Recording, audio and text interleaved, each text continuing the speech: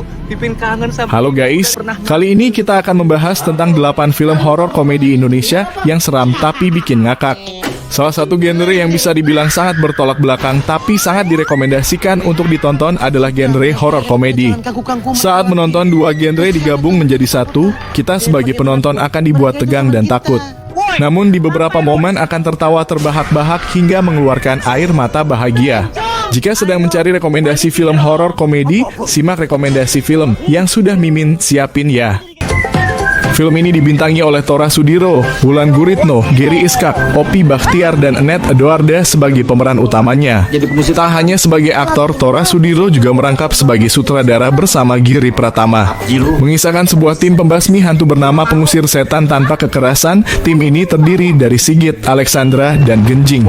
Berkat kemampuan Sigit yang bisa melihat hantu, ketiganya mempergunakannya untuk meraup kekayaan. Namun rencananya tidak berjalan lancar karena mereka harus berhadapan dengan hantu kejam dan sangat menakutkan. Sakitan dari dulu. Pijit sama bujur mau? Bukannya yang lebih tua itu, tapi yang lebih berpengalaman. Halo, pengusir setan tanpa kekerasan, ada yang bisa bantu? Lukisannya kok jelek amat. Urusan industri. Masih dari Disney Hotstar, film bergenre horor dan komedi lainnya yang bisa kamu tonton adalah Pelukis Hantu. Film ini diproduksi oleh MD Pictures dan jadi debut pertama bagi komika populer Ari Kriting sebagai seorang sutradara. Filmnya bakalan dibintangi oleh deretan aktor populer, mulai dari Ge Pamungkas, Mitchell Judith, Jenny Chao, dan Rebecca Klopper. Filmnya mengisahkan seorang pelukis bernama Tutur yang diberikan tawaran melukis hantu di sebuah acara televisi bertema horor. Demi memenuhi kebutuhan hidupnya, Tutur menerima tawaran tersebut. Ternyata dari sinilah Tutur tahu kalau ia benar-benar bisa melihat hantu. Bahkan Tutur berusaha berkomunikasi dengan sosok kuntilanak yang dilihatnya. Sebenarnya apa yang disampaikan hantu itu? Oleh Ki Tutur Adi Putra. Kalau dia sudah beristirahat dengan tenang, tapi kalau masih gentayangan, itu artinya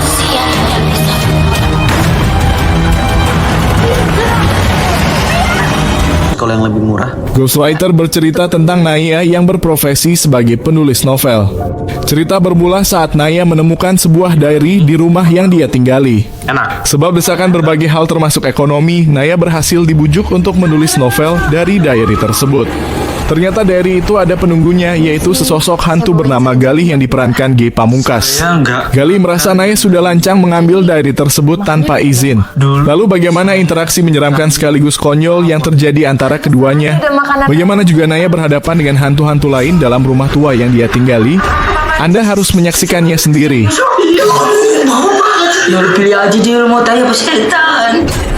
Hantu itu kudu diusir sama orang yang lebih kuat. Gue pengen minta izin sama lo untuk nulis kisah hidup lo jadi novel. Dengan satu syarat, gue nggak mau ada dramatisasi yang berlebihan. Mau coba nulis?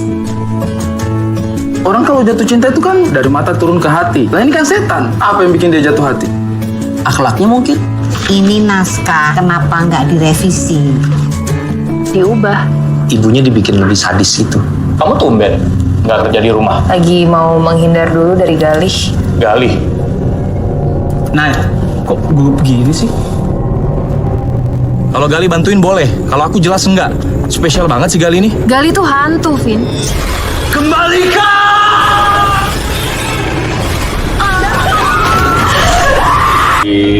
Hantu baru mengisahkan tentang seorang hantu bernama Sasa. Ia korban salah sasaran hingga harus meninggal dalam kecelakaan mobil.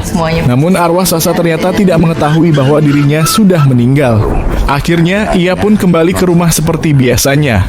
Perubahan pada diri Sasa sempat membuat adik-adiknya mengira Sasa dirasuki roh jahat. Berbagai cara mereka lakukan untuk mengembalikan Sasa seperti semula.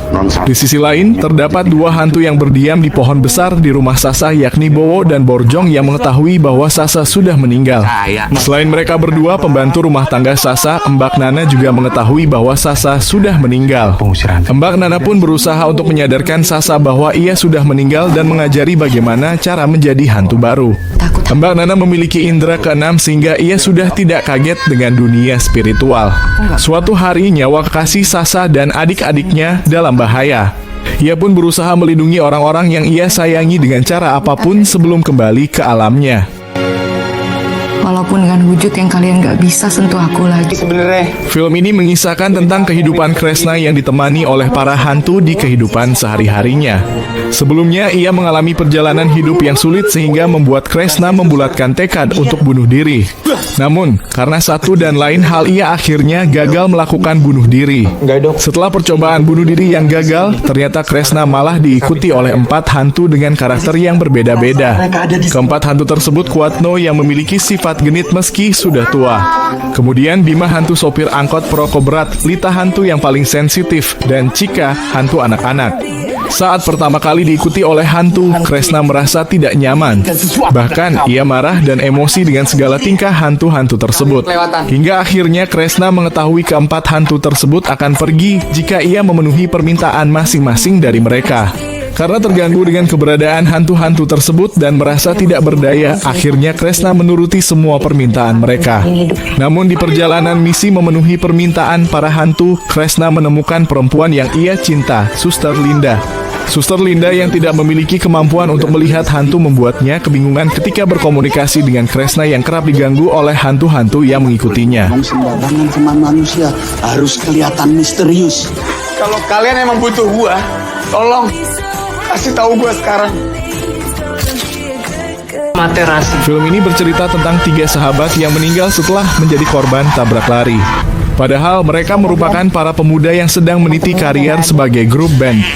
Apa yang terjadi saat mereka harus menerima kenyataan menjadi pocong sebelum impian terwujud? Ya, mereka berusaha pasrah. Mereka bertiga juga menerima ramuan jamu dari suster ngesot agar bisa menampakkan diri kepada manusia. Mereka punya tujuan untuk meneror pelaku tabrak lari yang menghilangkan nyawa mereka. Film ini terbilang lucu, terutama soal penampilan para pocong yang tak biasa. Ya, Joshua Suherman sebagai salah satu pocong cukup menarik karena mengenakan kacamata besar berwarna hijau. Bencong! Ayo, wani piro? Apa mulutmu? Pin, kok jadi kayak gini, Pin? Kenapa? Ada sesuatu yang masuk dalam pantatku. Panas! Udah punya teman pocong semua makin koplok, sayang.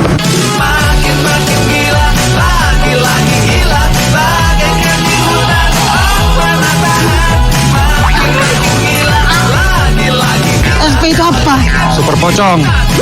Beneran, tapi kan bercanda tadi.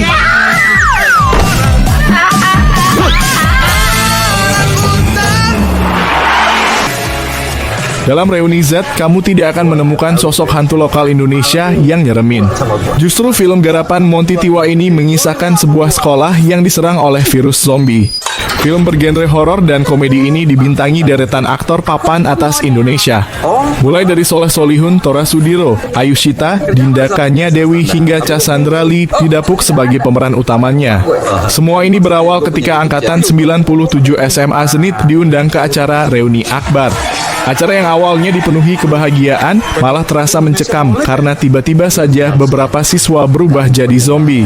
Semua orang panik dan berusaha untuk mencari jalan keluar. Kira-kira bisakah para alumni dan siswa SMA Zenit keluar dengan selamat?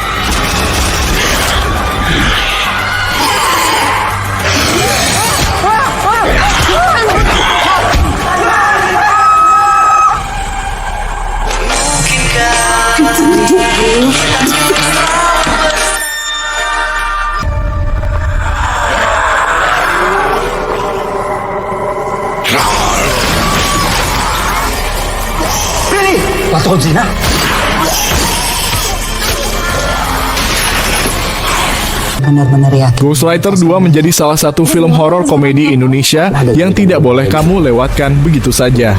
Disutradarai oleh Muhadli Aco, filmnya masih dibintangi oleh Tatiana Safira, Deiva Mahendra, Widyawati Sopiaan, Andy Arfian, dan Mo Iqbal Sulaiman. Filmnya mengisahkan Naya yang berusaha menerima kenyataan kalau sang tunangan Vino sudah meninggal. Bahkan Vino menjadi hantu gentayangan karena masih ada masalah di dunia yang belum terselesaikan. Ternyata Vino harus membantu hantu lain bernama Siti, yaitu mantan penggemarnya. Siti nekat pergi ke Jakarta untuk bekerja sebagai asisten Vino, namun ia malah terjebak di geng penjualan manusia. Siti meminta Vino dan Naya untuk mencarikan putrinya yang hidup dengan suaminya yang kasar. Terus kita videoin, jadi konten. Kamu butuh ghostwriter kan? Aku aja. Aku bisa bikin daftar isi. Ini dia Dul, cinta mati. Cowoknya sudah mati tapi dia masih terjaga ceweknya. Keren. Keren apaan? Ini mah cowok goblok. Jadi Anaya mau ke Lampung buat bantuin Mbak Siti. Ya mau nggak mau.